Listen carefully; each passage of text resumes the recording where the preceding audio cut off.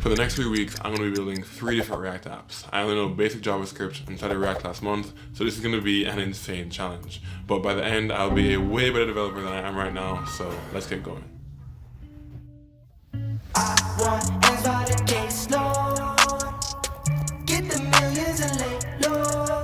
For the first app, I'm going to be building a website for our brand, Hero. My friends and I started it in September of 2020 to inspire people like you to take action, and if we want to spread that message to more people, then we're going to need a website.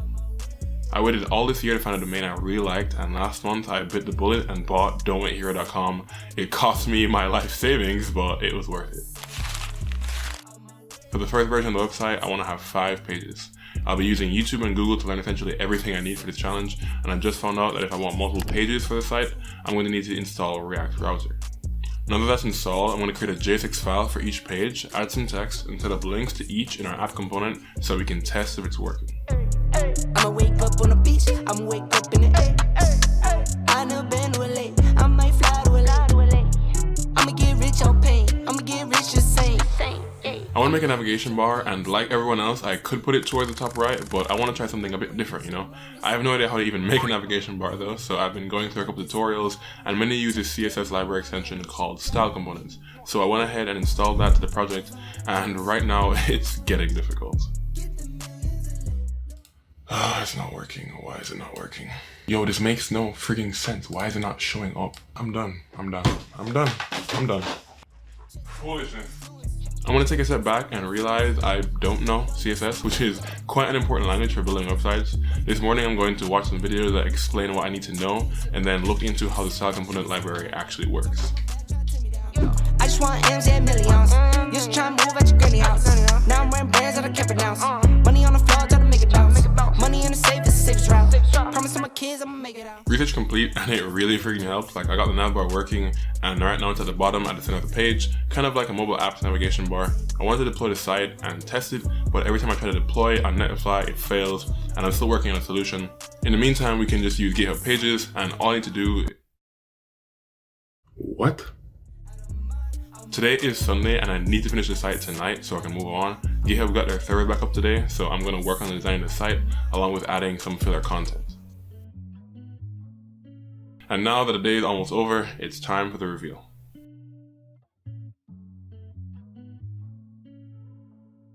I don't know, before I even say anything, okay, it's trash, okay, I get it, okay? The GUI even breaks on the phone, so I get it, it's garbage, okay? But it's my garbage, and I built it.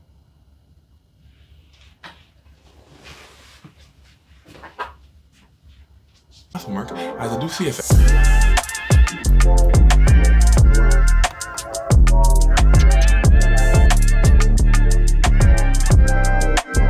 For the second app, I've decided on building a bare bones messaging app. The main purpose of the website was to learn how to link pages with React Browser, and now I want to learn how to set up and use a database to store information and manage app functionality. Definitely not getting another domain though, cause we don't got a budget for that. I'm just gonna build it inside of a duplicate of our last project, so let's get to work.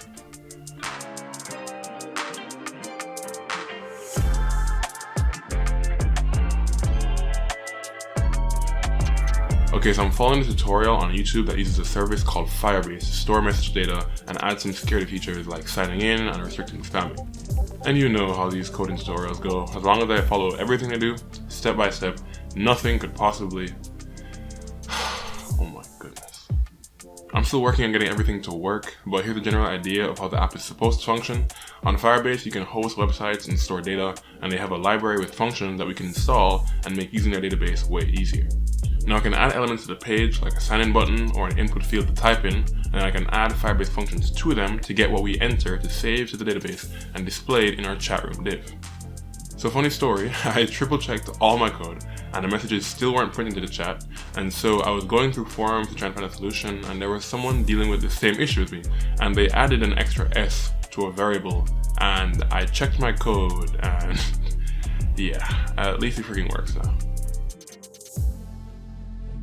I think that's going to be all for this one. The week's almost over and I got to do some research for this third app because it's going to be the biggest challenge yet. Okay guys, for the final part of the project, I want to build a multiplayer party game. On the Hero Discord server, we sometimes play games like Scribble.io and Gartic Phone a lot, and I'd love to make another awesome game that we could play as a group.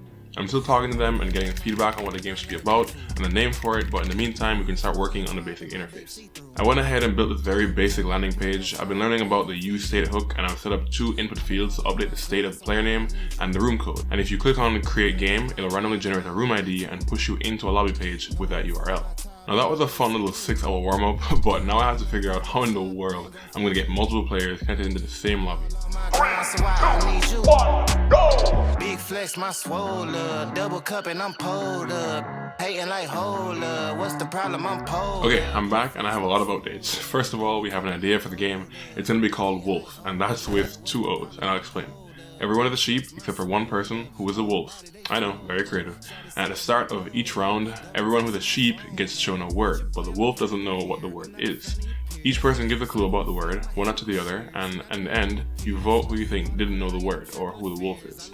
Super simple and super inspired by a lot of current games, but I like it. And to ensure that we want a good domain for our game, we're gonna have to pull out the wallet for this one. The second update is I've learned about another library called Socket.io, which allows users to maintain a constant connection with the server and update the application whenever something changes, like when a new user joins the lobby, for example. The most common use case for Socket.io is making chat apps, so yeah, I didn't even need to use Firebase, but I've seen it used to also build multiplayer games as well, so it's time to dig in. One eternity. So, it's currently Monday. I've gone 2 days over my week as I was trying to see how far I could get, but I think I need to call the challenge here and I'll show you what I have.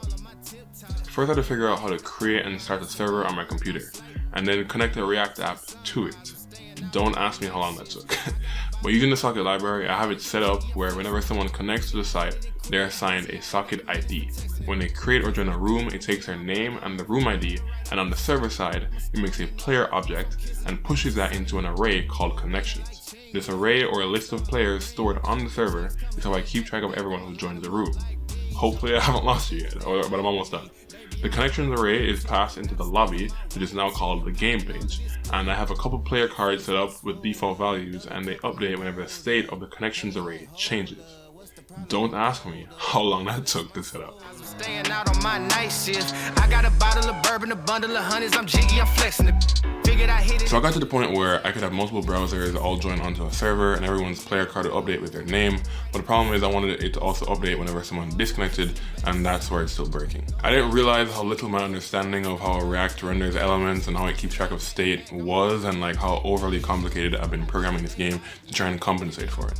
And honestly, I think I need to refactor a lot of how this works. Now don't get me wrong, despite all the errors and debugging I've had to deal with over these last few weeks, I can certainly say I've never felt more driven to pursue web development, and I've learned so much. So I'm going to stay on the grind to learn more about React and definitely want to finish this game in the near future. Hopefully this video has served as some sort of inspiration to you to, pursue and go after something and to try and challenge yourself and do something crazy and experiment with the thing that really interests you, right? Because if you aren't trying, if you aren't going after these things and you're just waiting around, you're never going to get anything. The hardest part is just starting and trying something new, and so I really encourage you to go out and do something.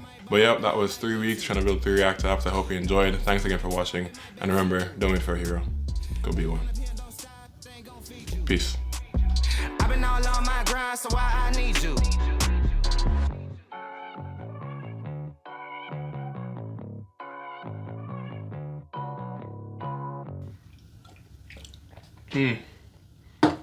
That's nice.